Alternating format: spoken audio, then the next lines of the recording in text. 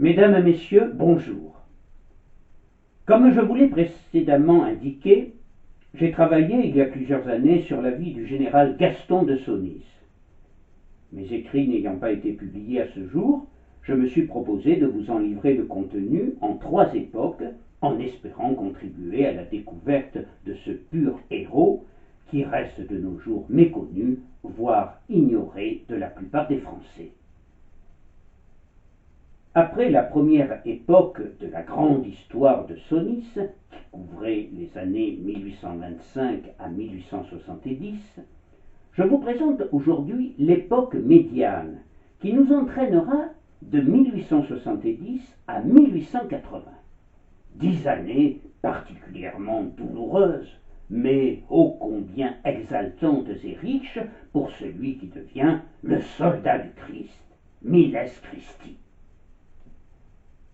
Nous évoquerons notamment la terrible bataille de Loigny, qui, si elle ne changea pas le cours de la guerre franco-prussienne, n'en mérite pas moins de figurer parmi les plus grandes de l'histoire de l'unité française.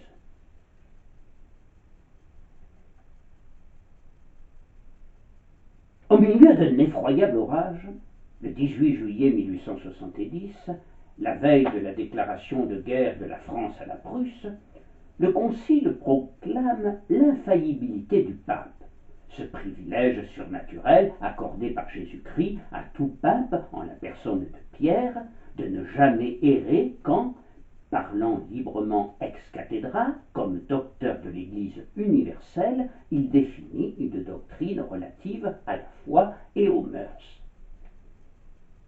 Monseigneur Mermillod, l'un des artisans de cette reconnaissance de l'Église, en avise immédiatement par courrier Gaston de Saunis, qui, comme on l'a vu, voue un véritable culte envers le successeur de Pierre.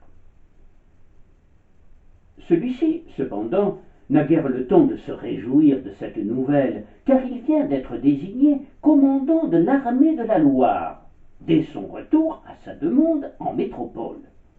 Et il a été nommé depuis quelques mois général de brigade, et une fois encore, il se distingue à la tête de son armée par sa bravoure et sa générosité.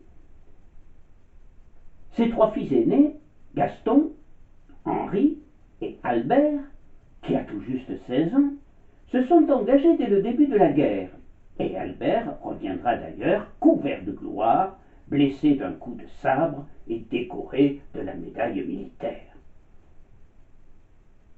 Après le désastre de Sedan, le gouvernement de la Défense nationale fait de la lutte contre l'envahisseur sa priorité. Paradoxalement, ce n'est pas en France, mais à Rome, que la guerre franco-allemande exerce ses principales répercussions sur la catholicité. En effet, la chute de l'Empire va décider du sort de la ville éternelle. À peine le gouvernement de la Défense nationale est-il constitué que l'Italie l'informe qu'elle va annexer les territoires pontificaux et lui demande de dénoncer la convention du 15 septembre 1864 qui garantit au pape la possession de ces États. Jules Favre, notre ministre des Affaires étrangères, s'y refuse avec fermeté. « Mon pays est vaincu, je ne peux ni ne veux rien empêcher. Mais il est bien entendu que la France ne vous donne aucun consentement et que vous accomplirez cette entreprise sous votre propre et entière responsabilité. » Ces réserves n'empêcheront nullement Victor Emmanuel II de prendre possession manu militari des États de l'Église. Pie IX, qui sait bien que toute riposte serait vaine et inadéquate, fait alors arborer le drapeau blanc au-dessus du château Saint-Ange. En réaction, le gouvernement de la Défense nationale lui propose alors aussitôt de le recevoir en Corse. La sagesse de ses membres, qui ne céderont jamais à l'anticléricalisme ambiant qui caractérise alors bon nombre de républicains, réjouit bien évidemment Saunis et l'ensemble des catholiques français. Le clergé unanime apporte son adhésion sans réserve au gouvernement et son concours actif à la résistance du pays. Monseigneur d'Arbois, l'un des évêques les plus proches de Napoléon III, donnera l'exemple du ralliement en faisant chanter le Domine Salvam Fac Republicam dans les églises de son diocèse. Il deviendra bientôt l'une des figures emblématiques de la lutte de notre pays contre l'envahisseur. De nombreux prêtres rejoignent peu à peu les armées en qualité d'aumôniers militaires. Sonis en accueillera plusieurs dans l'armée de la Loire et se félicitera, à juste titre, de leur dévouement et de leur courage durant les batailles. Encouragés par leurs supérieurs, les séminaristes, à leur tour, s'engagent avec enthousiasme. Ils se font aussitôt remarquer par leur vaillance et leur abnégation. Collèges et séminaires sont transformés par les évêques en hôpitaux. De nombreux évêques interviendront avec fermeté auprès des autorités allemandes afin que soit allégé le poids de l'occupation sur la population. Les zouaves pontificaux, libérés par l'annexion de Rome et rebaptisés volontaires de l'Ouest, se couvrent de gloire sous la conduite énergique et chaleureuse de Charette, notamment au Mans. Sonis eut le bonheur de se voir confier le commandement de ces zouaves pontificaux parmi d'autres troupes disparates. Avec eux, il réalisera des prodiges et forcera l'admiration de tous. Il écrit alors: le métier des armes, compris comme le comprenaient nos aïeux, n'est qu'une suite non interrompue de dévouement, de détachement des biens périssables et de mortification. À Loigny, au cours de la fameuse bataille, ce dévouement, cette abnégation atteindront leur paroxysme. L'air était embaumé de vaillance, écrira plus tard Sonis. C'est donc le 2 décembre 1870 que se déroula à Loigny, entre Orléans et Chartres, cette bataille emblématique de l'héroïsme et de la bravoure de ces 300 volontaires de l'Ouest face à 2000 Prussiens. On a dit souvent que ces volontaires constituaient une sorte de maquis chouan, ainsi que l'atteste, outre le nom d'Anastas de Charette, petit-neveu du héros vendéen, qui proclamait partout « Ne séparons jamais l'idée politique de l'idée religieuse.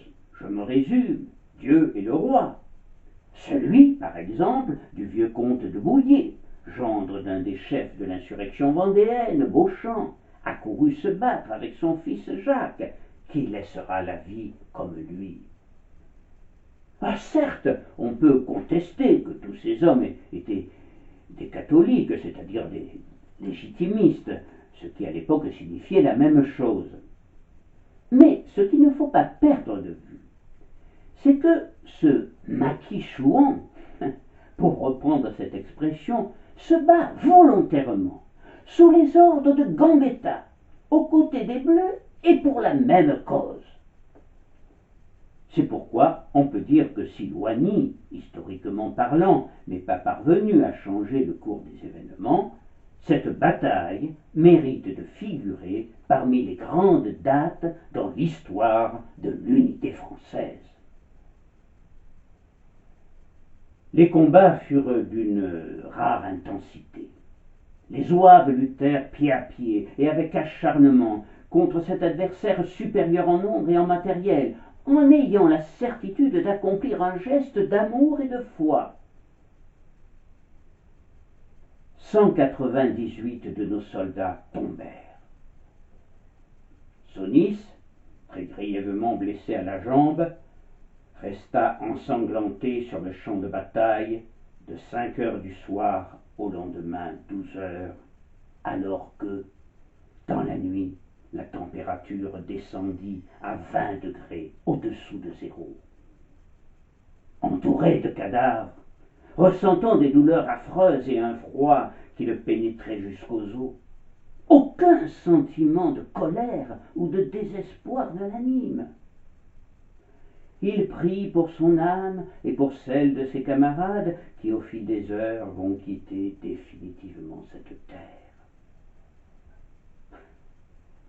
Comme dans un rêve, il voit défiler parmi les morts et les mourants l'armée ennemie, masse anonyme et compacte, d'où se détachent, ombres chinoises découpées sur un ciel d'incendie, des hommes avec leur turpitude, leur violence et leur générosité. Des hommes pour lesquels il ne ressent aucune haine, car en définitive, ils lui ressemblent. La seule différence étant qu'il se trouve aujourd'hui dans le camp des vainqueurs. Certains d'entre eux sont des brutes ou des voleurs, comme celui qui le dépouille de son ceinturon, ou celui qui, à quelques mètres de lui, achève le commandant de troussure à coups de crosse, un sourire machiavélique aux lèvres. D'autres respectent les vaincus et s'affligent même de leur sort, tel ce bon samaritain qui lui donne à boire, et dans les yeux duquel perle une larme, et à qui, ne pouvant le remercier, il montre du doigt le ciel. Geste superbe et symbolique qui semble annoncer l'avenir. Peut-être ce deuxième millénaire où les Européens seront enfin unis après tant de sang coulé. À la tombée de la nuit, alors qu'il attendait la mort avec sérénité dans son linceul de neige glacée, une vision de la Sainte Vierge, sous les traits de Notre-Dame de Lourdes, lui apparut à ses côtés. Sans parler expressément lui-même de vision, il évoquera une présence bien sensible, bien réelle. Je puis dire que cette douce image me fut constamment présente pendant toute la nuit que j'ai passée sur le sol sanglant où j'ai attendu la mort durant de longues heures. Grâce à Notre-Dame, ces heures, pour être longues, n'ont pas été sans consolation.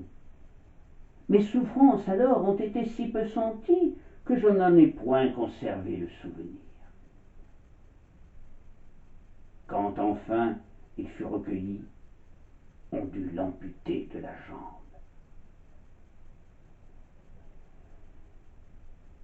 Aujourd'hui encore, sur ce qui fut le champ de bataille de Loigny, on peut voir, à l'endroit même où Sony se passa la nuit, une haute croix de pierre dressée en 1891 et restaurée en 1995 par la très dynamique Association des Amis de Sony-Loigny à l'occasion du 125e anniversaire de la bataille. Elle porte sur son piédestal cette inscription « Ici, l'Immaculée assista le soldat du Christ ».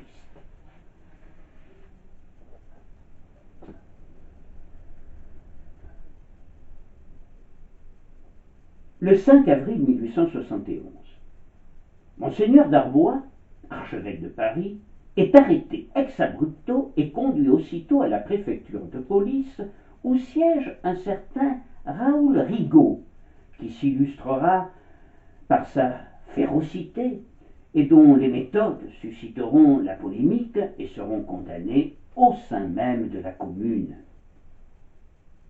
« À quoi pensez-vous, mes enfants » s'exclame l'archevêque. « Il n'y a pas d'enfants ici, il n'y a que des magistrats. Voilà 1800 ans que vous nous la faites à la fraternité. Il est temps que cela finisse. » Réplique avec un sourire haineux Raoul Rigaud. À la trêve religieuse de la guerre, il vient en effet de succéder la réaction antireligieuse de la commune.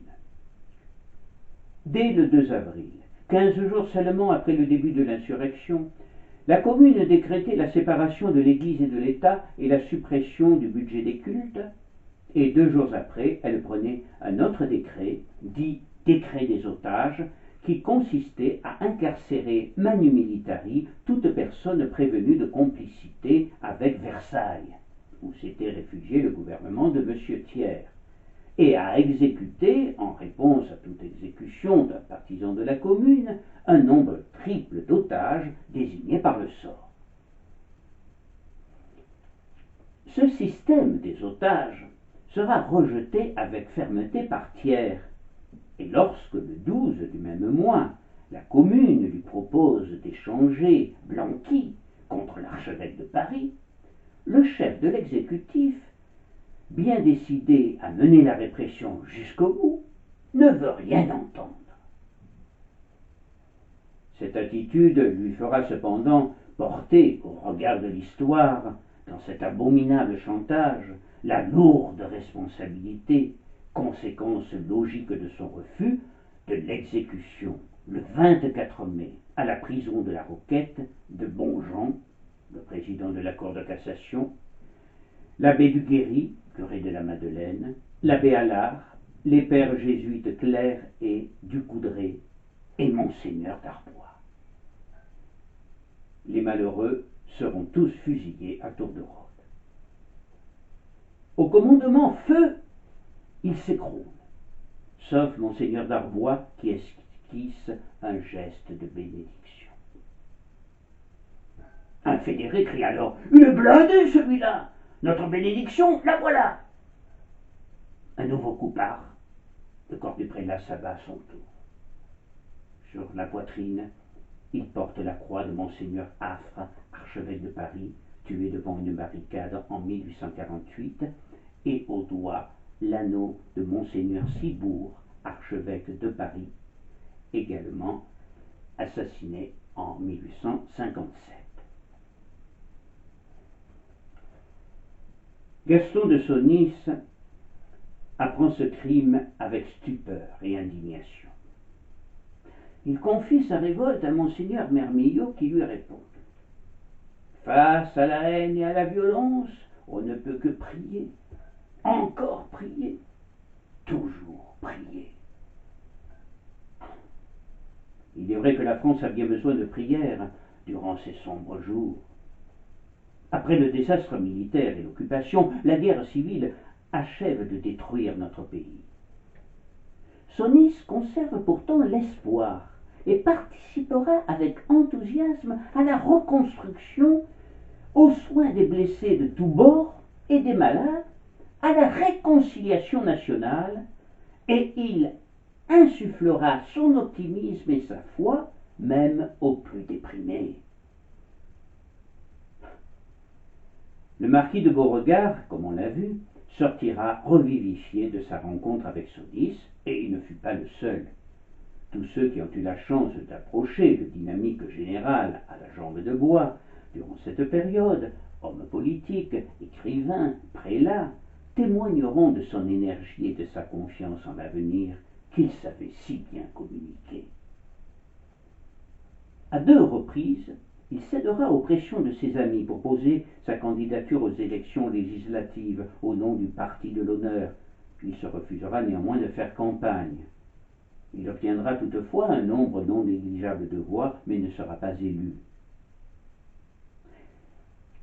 Tout naturellement, il se montre plutôt méfiant envers la République, car la tradition républicaine, née de la Révolution, est bien évidemment hostile au catholicisme.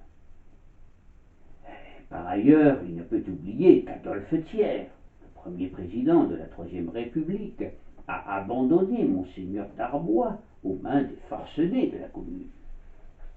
Mais M. Thiers a beaucoup de considération et une grande estime pour ce général, si peu malléable et si piètre courtisan.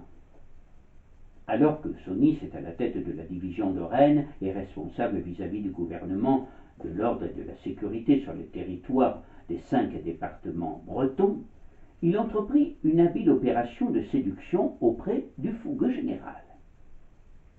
L'œil vif et la houppette en bataille, il le reçut à Versailles en mars 1872, sous prétexte que certaines rumeurs ayant circulé concernant un éventuel débarquement de l'ex-empereur, il souhaitait s'assurer de sa loyauté. En fait, il pensait qu'après la débâcle dans l'honneur de la France, le glorieux mutilé pouvait apparaître comme le type même du héros loyal. Et pour cela, sa collaboration était néanmoins nécessaire. Sonis, avec cet humour fin qui le caractérisait, décrira le lendemain les chatteries du président au commandant de Réal. J'eusse été à ses yeux la plus jolie femme du monde, qui n'eût pas déployé autour de moi plus d'empressement et de coquetterie. Sonis sera loyal envers M. Thiers, même s'il n'a guère de sympathie pour le bourreau de Monseigneur d'Arbois, tout en refusant de devenir la figure emblématique du soldat héroïque qui sert la République en mettant sa conviction dans sa poche. Toute sa vie, Sonis restera fidèle à ses idées. Ainsi, il est évident que ses convictions monarchistes et catholiques le portent tout naturellement à soutenir le comte de Chambord. Mais le dernier des Bourbons ne désirait monter sur le trône que pour être le roi très chrétien d'une France de la contre-révolution. Il refusera d'abandonner le drapeau blanc en faveur du drapeau tricolore, malgré les exhortations épistolaires de Monseigneur Dupanloup et même les conseils paternels de Pie IX. Sonis regrettera l'intransigeance du comte de Chambord, qui vivait à une autre époque et se nourrissait d'utopie. Cette intransigeance fera échouer toute tentative de restauration monarchique à un moment où cela était encore tout à fait possible. L'arrivée du maréchal de MacMahon à la tête de la République, qui ne cache pas ses sympathies royalistes, va redonner un peu de baume au cœur de Sonis, mais les républicains finiront par l'emporter. Le maréchal devra démissionner et sera remplacé par le très républicain Jules Grévy. Désormais, la République des Républicains va commencer, comme décrit alors le journaliste Charles Quentin du Rappel. Cet engagement politique discret ne brisa pas la carrière militaire du général de Sonis. Celui-ci commandera diverses divisions en Bretagne, puis en 1880, il est nommé à Châteauroux. L'anticléricalisme de la Troisième République l'attriste énormément, d'autant plus qu'il approuve certaines idées généreuses, notamment sur le plan social, de républicains comme Jules Guesde, le commis voyageur du socialisme, qui fit pourtant l'apologie de la Commune, ou le journaliste Émile de Girardin, directeur du Petit Journal, qui militait pour une véritable liberté de la presse. C'est le moment où les catholiques semblent vouloir se remettre en cause. Ils imputent en effet la responsabilité de la défaite et des malheurs de la France à l'esprit d'irréligion, et ces malheurs sont pour eux une expiation. Cet état d'esprit est aussi celui de Anaïs, mais son époux ne ressent pas les choses de cette façon. Il a une vision sans doute plus noble de l'âme humaine, peut-être trop idéaliste aussi. Il pense en tout cas que si les catholiques ont des reproches à se faire, ils ne sont pas les seuls, et il rejette catégoriquement l'idée que Dieu, qui pour lui est la bonté même, ait voulu punir la France et les Français pour leur irréligion. Cependant, il ne peut que se féliciter d'un renouveau, parfois spectaculaire, de piété dans tout le pays, sous forme de vastes mobilisations et de multiples pèlerinages. Contrairement à certains, il n'attend pourtant pas de miracles tous azimuts de la part de Jésus, de la Vierge et des saints. Même si lui-même peut-être se considère, grâce à la présence de la Sainte Vierge lors de cette nuit tragique du 2 décembre 1870, comme un véritable miraculé. Il approuvera Monseigneur Dupanloup lorsqu'il dénoncera aux prêtres de son diocèse les miracles et les prophéties que sans attendre l'examen ni le jugement des supérieurs ecclésiastiques, et usurpant en cela, comme en tant d'autres choses, l'autorité compétente, la presse jette aux quatre vents du ciel. Parallèlement à cette montée en puissance de la foi et de la piété, on assiste à partir de 1872 à une querelle de plus en plus vive entre catholiques ultramontains et catholiques libéraux, qui, s'inquiétant de cette piété tapageuse, mettent en doute sa sincérité, catholiques républicains et catholiques monarchistes, légitimistes ou orléanistes, voire bonapartistes. Monseigneur du Panloup, de son côté, réconciliateur et impénitent de l'Église et de la société moderne, reste l'un des acteurs les plus actifs du libéralisme catholique, s'opposant en cela, parfois de façon violente, au pugnace Louis Veuillot, directeur de l'Univers. Entre les deux extrêmes, la même attitude conciliante de Saunis, du Saunis d'avant 1870, animera celui de la Troisième République. Comme on l'a vu à plusieurs reprises, la profonde piété, la dévotion pour le Saint-Père et pour l'Église de Gaston de Saunis ne seront pas pour lui des obstacles à son esprit de modernité et à sa foi en l'avenir de la science, ainsi qu'à son souhait de voir s'édifier peu à peu une société plus libre et plus juste. Les contradictions ne sont qu'apparentes, et dans son esprit, tout est clair et logique. En fait, il parviendra à réaliser une parfaite osmose, comme aucun ne pourra le faire alors, entre ses convictions religieuses et ses certitudes dans l'avenir de la science et d'une société libérale et fraternelle. Et c'est en cela, voyez-vous, que cet homme du XIXe siècle est terriblement actuel et si proche de nous. Saunis se trouve donc à Châteauroux lorsque, de Paris, deux projets de réforme de l'enseignement proposés par un certain Jules Ferry, nouveau ministre de l'Instruction publique, sont discutés âprement à l'Assemblée. L'un d'eux comporte un article 7 qui supprimerait la liberté de l'enseignement à l'égard de toute une catégorie de prêtres. Il vise en fait les congrégations non autorisées et notamment la toute-puissante Compagnie de Jésus. Tous les esprits tolérants et libéraux, au-delà des clivages politiques, se dressent aussitôt contre ce projet inique.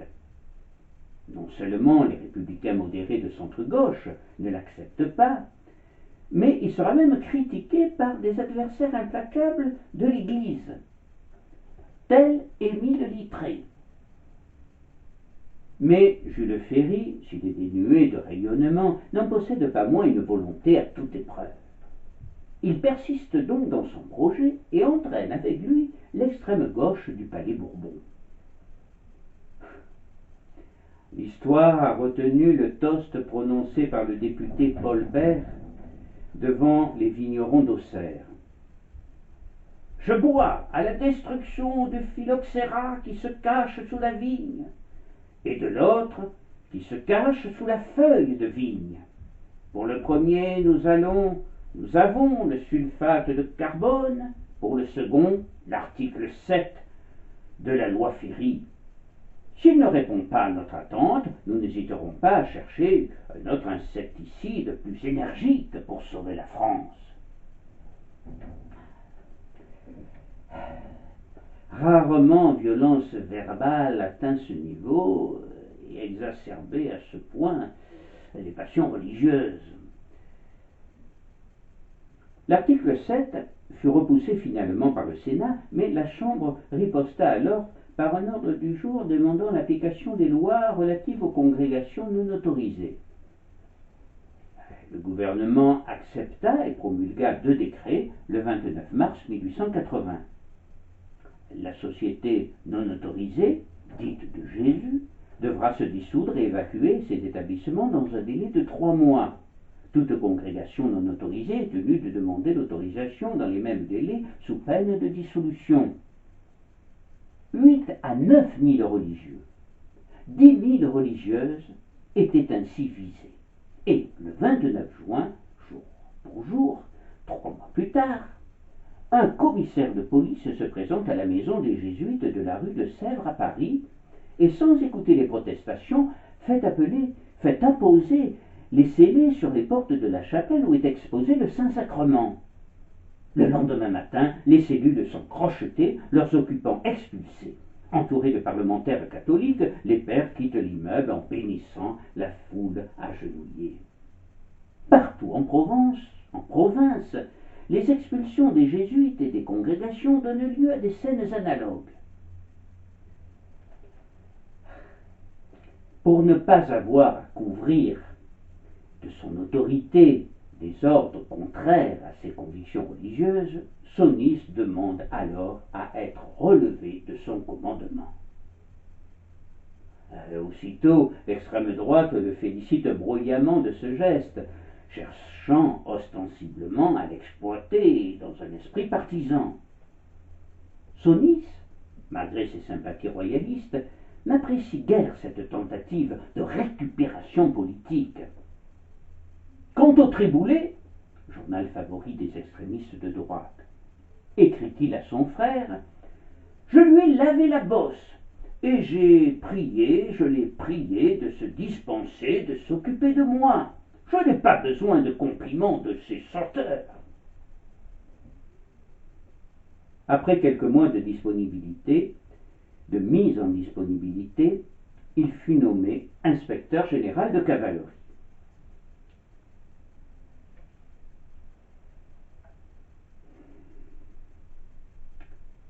Mouillés et glissants, les pavés et les trottoirs luisaient d'une faible et morne luminance. L'atmosphère imprégnée d'humidité, les maisons et les rares passants. Tours s'éveillait frileusement, habitué d'ordinaire à un climat tempéré. Nous étions pourtant au mois de juin, en cette année 1873, où la France angoissée sortait péniblement du cauchemar de la guerre et de la Commune et connaissait un véritable renouveau religieux. Emmitouflé dans une longue cape noire, se claudiquant, le général de Sonis, debout à l'aube selon son habitude, se rend à la cathédrale pour prier. Nul doute que celle-ci, avec ses hauts piliers, la dentelle de sa rosace et ses vitraux diffusant toutes les couleurs de la lumière, ait empli son cœur d'une joie céleste. Plus tard, dans la matinée, il se présente à la porte d'une grande maison, rue Saint-Étienne, aujourd'hui rue Bernard Palissy. C'est la maison d'un homme hors du commun. Un certain monsieur Léon Papin Dupont, né dans les Antilles comme lui, et dont la foi immense souleva les montagnes. Ce laïc capitaliste, comme l'on dirait aujourd'hui, qui vit de ses rentes et entouré de 3 domestiques, était devenu, au fil des années, l'ascétique saint homme de Tours, qui fonda des œuvres multiples, mit toute sa fortune au service des plus pauvres, établit l'adoration nocturne des hommes et surtout instaura le culte de la Sainte Face, qui allait transformer sa maison en un lieu de pèlerinage où les grâces devaient abonder. Le grand mutilé de guerre avait beaucoup d'admiration pour M. Dupont, que l'âge et les infirmités avaient immobilisé depuis peu dans un fauteuil. Il connaissait la souffrance physique depuis Loigny et n'était pas insensible à celle de M. Dupont. « Je suis entré dans la voie des infirmités, lui dit celui-ci, vraie joie de la pénitence où, bon gré mal gré, on fait la volonté de Dieu. Demandez-moi la grâce de recevoir cette pénitence amoureusement. »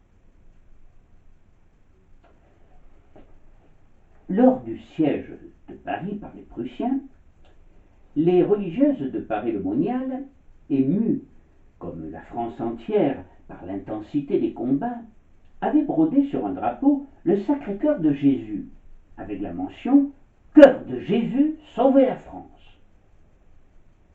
Ne sachant par quel moyen la faire parvenir aux défenseurs de Paris, elles eurent l'idée de l'envoyer à M. Dupont, qu'elles connaissaient de longue date.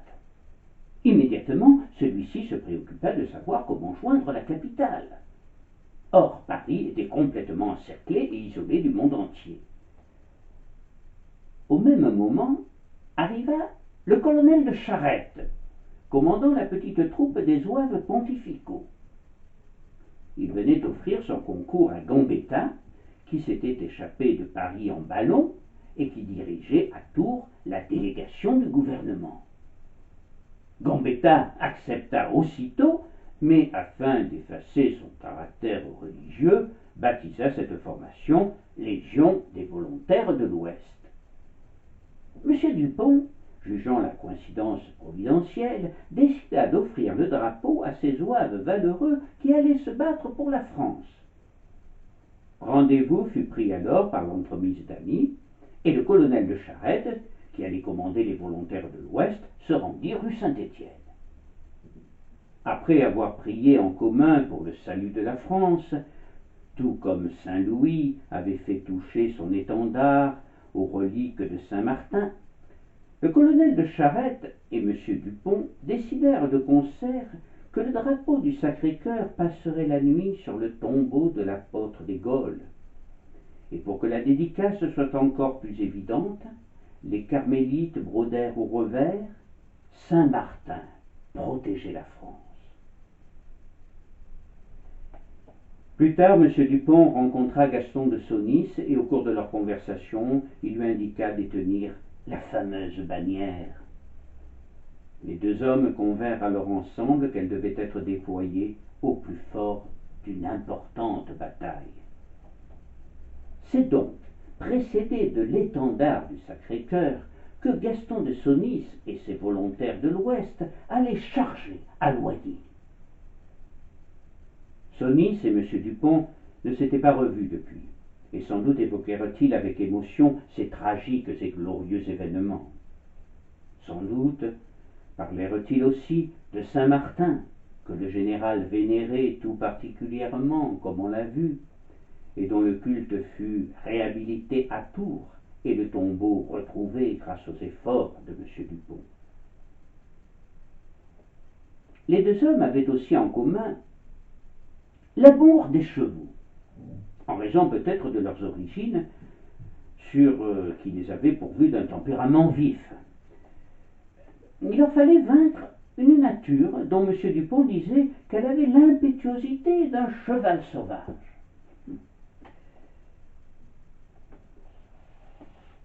On ne peut pas prétendre retracer sérieusement la vie de Gaston de Saunis si l'on fait abstraction de la place privilégiée que le cheval occupa dans celle-ci.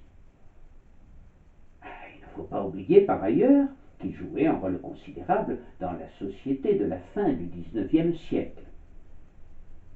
Sa pratique était le seul moyen, pour les gens de cette époque, d'accéder au sentiment de vitesse et de puissance que procure aujourd'hui à chacun d'entre nous l'automobile. Il représentait également un symbole de progression sociale et aussi de prestige militaire. Tout ceci explique qu'il était alors l'objet d'un véritable culte, similaire à celui qu'inspire de nos jours l'automobile. À Saumur, jusqu'à la guerre de 1914, et même au-delà, l'équitation était enseignée comme un véritable art. Saunis, déjà passionné de cheval durant son enfance antillaise, allait s'éclater en quelque sorte dans cette école, véritable temple dédié à la plus belle conquête de l'homme, et très vite, il devint un cavalier remarquable. Aussi, ne faut-il pas s'étonner si à Loigny, après son opération, dès qu'il put ouvrir un œil pour parler, il demanda si on lui avait laissé un moignon d'une longueur suffisante pour qu'il puisse remonter à cheval. C'est au prix d'efforts considérables qu'il y parviendra en effet un an plus tard. Ce fut, selon Anaïs, l'un des plus beaux jours de sa vie. Mais le sort allait s'acharner sur lui. Désarçonné par une bête peureuse, effrayé par le passage d'un train en novembre 1873, il fera une chute violente qui brisera sa seconde jambe, aggravant ainsi son infirmité, si bien que, jusqu'à sa mort, pendant 14 ans, il ne pourra plus se mouvoir sans l'aide d'autrui, et il connaîtra d'atroces souffrances qu'il supportait avec une incroyable sérénité, comme M. Dupont supportait ses douleurs dues à la maladie et à l'âge, et qu'il acceptait comme une volonté de Dieu. « Je ne suis plus qu'un paquet, gémissait-il, parfois un sourire triste aux lèvres. Néanmoins, grâce à son indomptable énergie, il arrivera à se remettre en selle, et même à s'y trouver mieux qu'ailleurs. Lorsqu'il fut nommé inspecteur général de cavalerie, le paquet émerveillera les sous-lieutenants en fonçant au galop pour voir manœuvrer ses régiments. Il éprouvera durant ces moments une joie enfantine. Il faut dire qu'il existait une véritable connivence entre son cheval et lui. Il le traitait avec beaucoup d'égard et infiniment de respect, et l'animal, qui ressentait les sentiments forts éprouvés par cet homme, doux et énergique à la fois, cet homme qui ne se considérait pas comme son maître, mais plutôt comme son partenaire, le lui rendait bien. Gaston de Saunis, au sein de la société de son époque, c'est un peu Gulliver, le héros de Jonathan Swift, qui était catalogué dans tous les pays qu'il découvrait comme un être hors du commun, à la fois fantastique et fabuleux, une bête curieuse en quelque sorte. C'est bien comme un être bizarre qui semble déplacé à son époque, ou bien qui débarque d'une autre planète, complètement déboussolé, bref, une bête curieuse, que toute sa vie, Saunis sera considéré par ses contemporains. À Paris, alors qu'il n'a que 11 ans et que débarquant de ses Antilles natales, il est affolé par le tumulte de la grande ville et la précipitation des gens qu'il croise. À Saumur, aux grandes dames de ses camarades, il décide d'épouser Anaïs Roger alors qu'il n'a que 23 ans. À Limoges, où il distribue sans aucun complexe des aumônes dans sa tenue de sous-officier de l'armée française. En Afrique du Nord, où il se déplace au gré de ses affectations, suivi de toute sa petite famille, dans des conditions parfois rocambolesques. En Algérie, où il étonne la population vernaculaire par sa générosité et sa simplicité. À Loigny, où sous les ordres du républicain Gambetta, il n'hésite pas à mener ses troupes au combat sous la bannière du Sacré-Cœur. Ou encore, lorsque, amputé d'une jambe, il parvient, à force de courage, à remonter à cheval.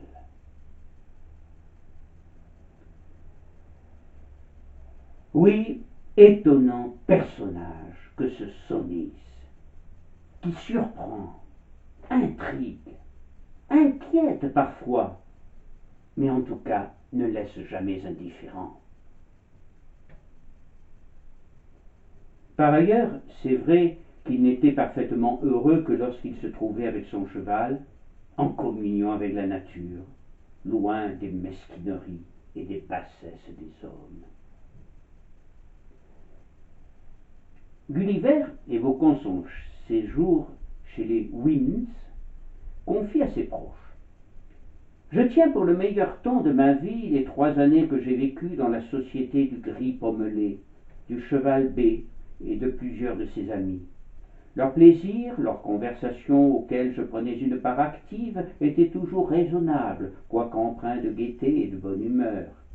Je comparais leurs discours aimables avec les grossières insultes que j'avais subies de la part de mon équipage, et je devenais si misanthrope que, confondant ces bandits avec le reste de l'humanité, j'en arrivais à partager l'indignation de mon maître au sujet des mauvais traitements que mes semblables faisaient subir au noble Winsp.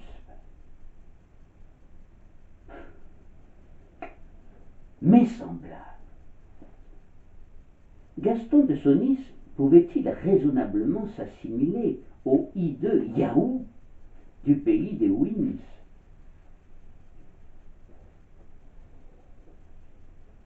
Il est vraisemblable que si Saunis se sentait par moments certainement plus proche des chevaux que de nombreux humains, contrairement à Gulliver, il n'en devenait pas pour autant misanthrope.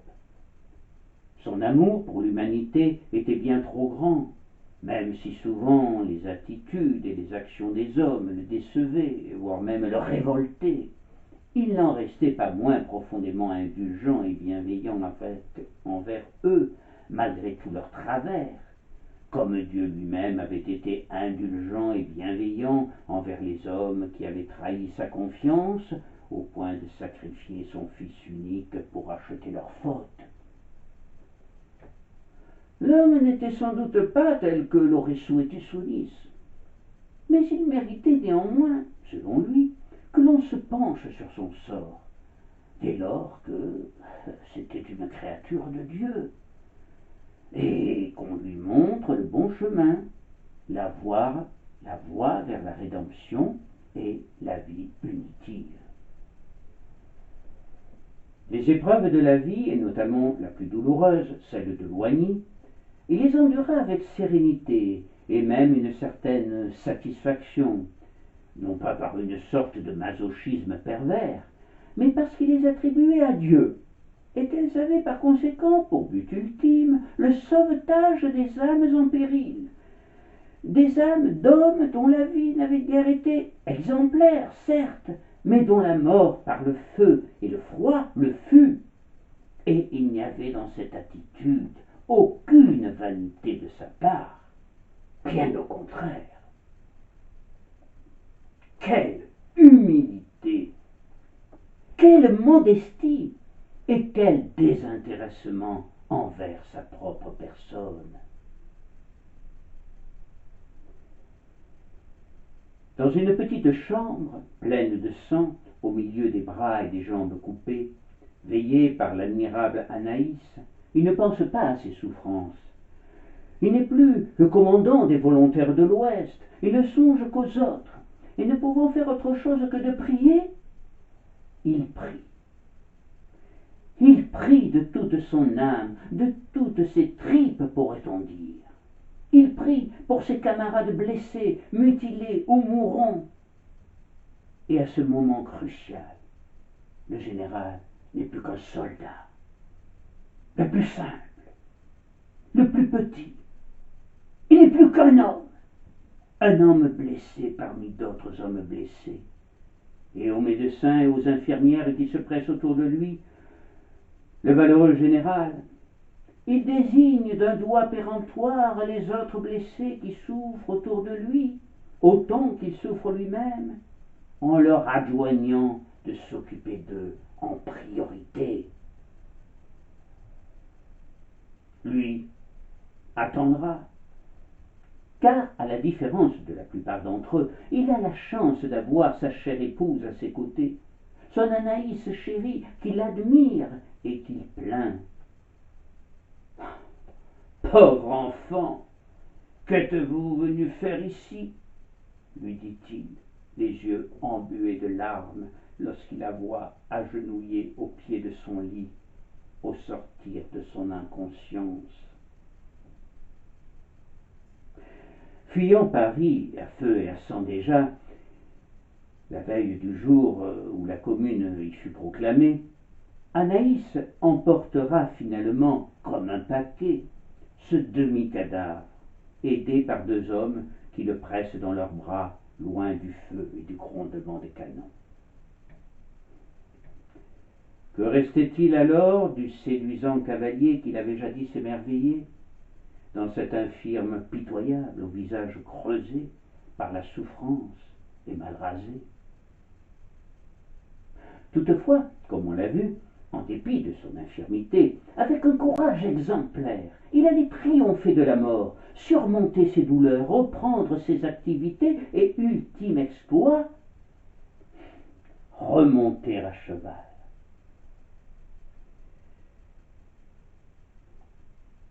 Plus d'un siècle plus tard, à Guérinon, une petite ville du Finistère, le conseil d'administration de l'association Les Pâquerettes se réunit. L'association Les Pâquerettes, qui vit le jour en 1966, s'était fixé comme objectif de fournir aux personnes handicapées des structures adaptées et un environnement favorable à leur épanouissement. Un kinésithérapeute, Yves Morcel, assistait à cette réunion et raconte: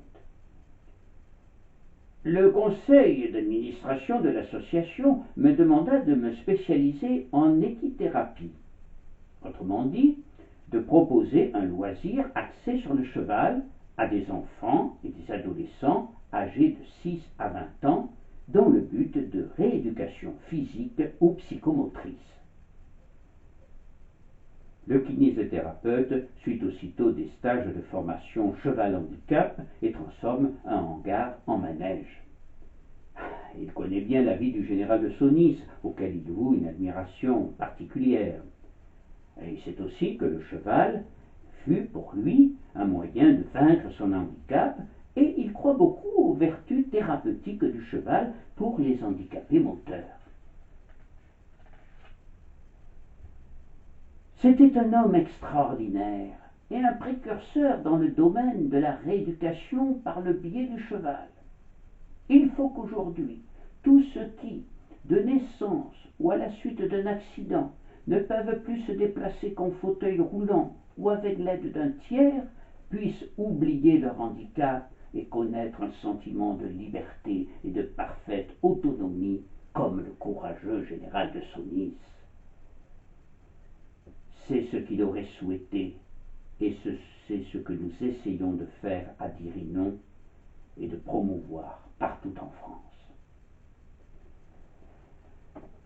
Yves Morcel avait créé de toutes pièces dans ce manège un parcours avec des barres, des poteaux suspendus, des lettres, des dessins, des ballons, des anneaux, des foulards de couleur, autant de points de repère pédagogiques pour les jeunes cavaliers.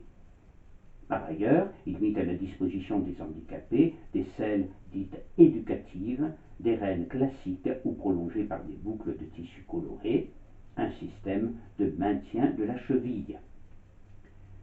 Le matériel utilisé doit se rapprocher le plus possible de la normalité pour ne pas souligner le handicap, commente Yves Morcel.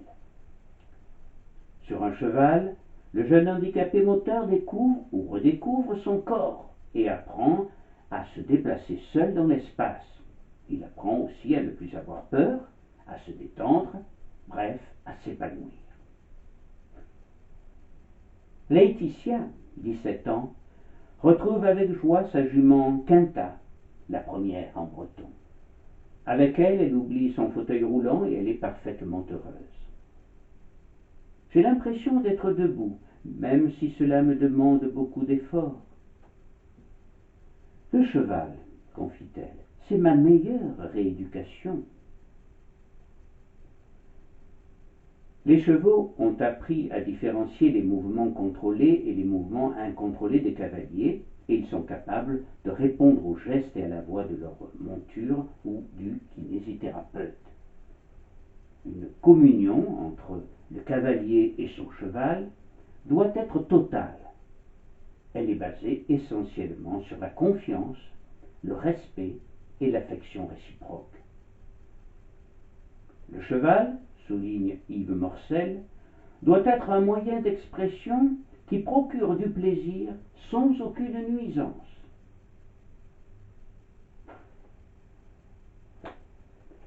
Le cheval et le paquet.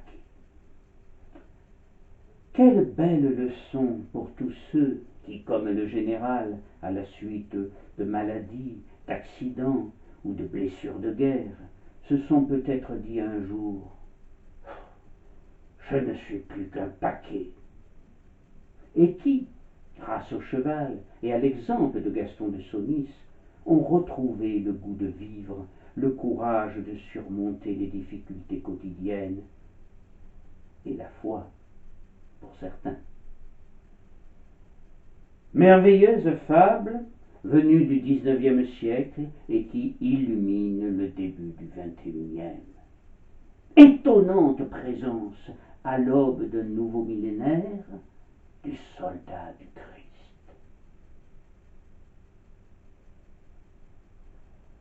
Je vous remercie.